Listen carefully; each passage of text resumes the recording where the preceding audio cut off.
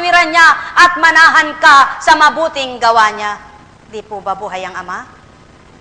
Buhay po ba ang Ama?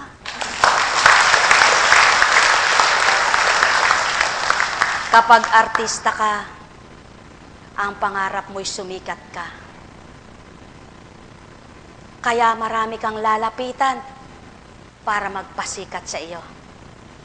Kaya nga't kung minsan kahit ibenta mo ng kaluluwa mo, sumikat ka lamang dahil sa layon mong pagsikat.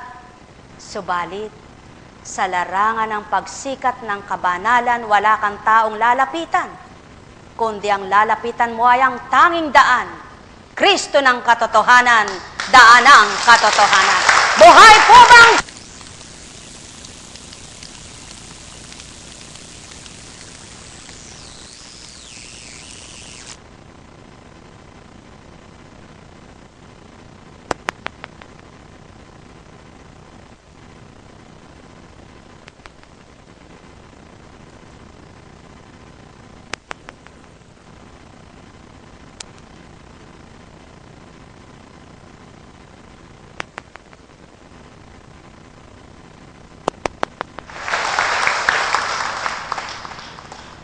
pinakamahirap gawin ang ikaw ay magsalita at ang tao'y nakatanga, sa'yo'y nakatitig na lahat, wala kang magawa. At ang pinakamasarap namang gawin, yung magbigay ka at ang binibigyan mo'y nasisiyahan at nagagalak. Isa ka mang mabuting taong mapagbigay sa kapwa mo, kapag ang binahaginan mo inismid ang bigay mo, di ba't nasasaktan at nasasakitan ka? Gayon ang Ama na di nakikita ng tao. Ang mabuting alay niya'y patuloy binibigay sa tao. Subalit, ang ikibit balikat lamang nang dahil ayaw nila ang gawang kabutihan, sapagkat naglalayon na pangkatauhan. Mga mahal ko, sinong makakaunawa nito? Yung mabababa ang kalooban, yung tatanggap sa oras na ito, ang puso niya'y hindi bato, kundi pusong maon at malambot na totoo. Yan ang pawang katotohanan.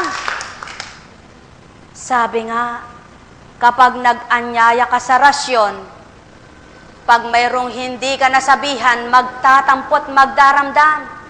Subalit kapag inanyayahan mo, ay kabanalan, sinabihan mo na hindi pa daratal. Tao, yan ang maliwanag na nasisilayan ng Espiritu ng Ama. Subalit lahat ba'y tatanggap? O kayong mga naririto, totoo ba ang nadarama nyo? Paano kung sabihin kung hindi lahat kayo ay totoo ang pandama? Sapagkat nang kayo'y pumarito, naglalayong gumaling kayo. At pag ninyo'y layon kagalingan ng taglay at dala nyo. Subalit hindi ninyo nilayon na gumaling ang kaluluwa nyo at sumigla ang inyong espiritu. Buhay po ba ang Diyos? Palit, mayroong pumarito na di man niya inisip o hindi niya hinangad, ang kanyang kaluluwa ay lumakas lumusog at ang espiritu niya ay gayon din. Siya pa ang nakatamo. Buhay po ba ang Diyos? O sulong, mga mahal ko, halimbawa, lahat ng galing ay nasa iyo na. Magaling kang magsulat, magaling kang magmemorya, magaling kang editorial, magaling ka sa lahat na panglupa. Ang wala sa iyong kagalingan ay ang kagalingan ng kaluluwa mo. Masaya ka ba? Yan ang pawang katotohanan, mga mahal ko. Hindi katotohanan na sinasabi ng tao na sa akin ang lahat, masayang masaya ako. Sabi ng Ama, anak, mapagpaimbabaw ka. Sapagkat kung tuwirang masaya ka, di sinsanay di kita nakikitang nagagalit. Sa kabila ng iyong nakamtan, di kita nakikitang lumuluha sa kabila ng iyong yaman, sa kabila ng iyong talino, at sa kabila ng lahat ng nasa sayo. Oh, mahal ko, subalit subukan ninyo ang paghariin ay ang Espiritu Santo. Anong yaman mo na higit pang papantayan ang galak na nasa iyo? Anong sigla mo pang paaangatin ang kasiglahan mo? Anong liwanag mo na higit niningningin ito sapagkat nasumpungan mo ang tunay na alay ng Kristo? Ang may patinig ay nakarinig. Walang pinagkaiba sa cellphone kapag lobat hindi mo magamit. Kayo, kapag lobat ang inyong kaluluwa, walang pandama. Buhay po ba ang Diyos? Habang hindi charge ang inyong cellphone, hindi ito magkakarga ng baterya. Habang di ninyo tinatanggap ang mga salitang banal ng Kristo at ng Ama, walang lalakas na kaluluwa kayo at di mabubuhay ang pagtitiwala nyo. Buhay po ba ang Diyos? Walang pinagkaiba sa librong sarado. Kahit gaano pa kamahal, dahil nagustuhan mo. Subalit pagdakay tinabi mo at tinago lamang ito, may halaga ba ang ganda ng librong binili mo? Wala pa rin, mga mahal ko. Ang cellphone mo, gaano man yan kaganda, kay mahal mong binili. Kung lahat ng nakalagay dyan ay mga graphics mo lamang, mayroon bang silbi sa kaligtasan ng kaluluwa mo? O ang natutuwa lang ay ang puso mong parehas kayong nanloloko? At yan ang pawang katotohanan. Kaya't ang wika ng Ama, ang lahat ng artipisyal ay may hangganan ng lakas. Subalit ang tuwirang artipisyal na yan ay gawa ng tao. Ngunit ang aking gaway walang kamatayan, tulad ng aking espiritong sa inyo ay nilalaan. Buhay po ba ang Diyos?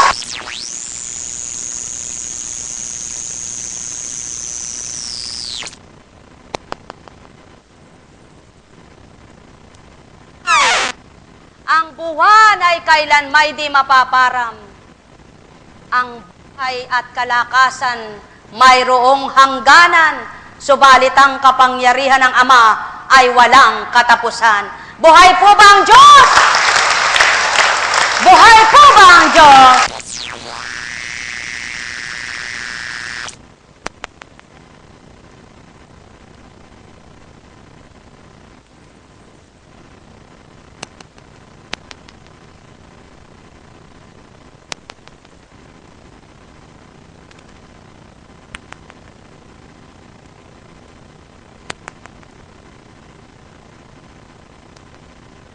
Kapag graphic na kalokohan ang mensahe, pangiti-ngiti pa ang labi niya. Buhay po ba ang Diyos?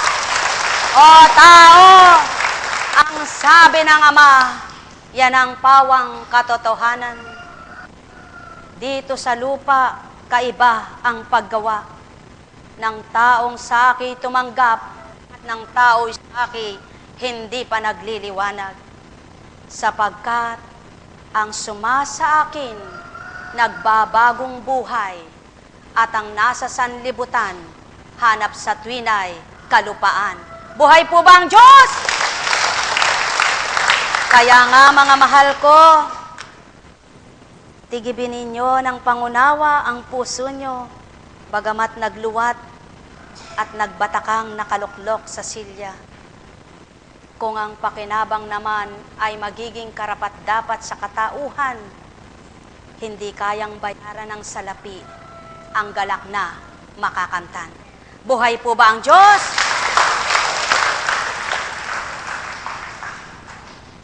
At katulad ng mga kending ito, sa nilikhari ng Ama doon kinuha para kabuo at ngatain ng tao. At haba namang ito ay nginangata, iba't ibang lasa, iba't iba rin ang mga kulay nila. Subalit candy pa rin ang tawag sa kanya. Hindi ngayon iba ang tawag. Hindi ngayon ibang lasa, iba ang tawag, candy pa rin ang tawag sa kanya. ang naiba lamang sa panlasa ng tao. Kapag sinabing, Max, anong lasa mo? Manghang-anghang. Anong lasa mo? Mapait-pait. Yun ang pagkakaiba sa dila ng tao. Magkakaiba ang lasa, bagamat isang candy ang inalay sa kanila.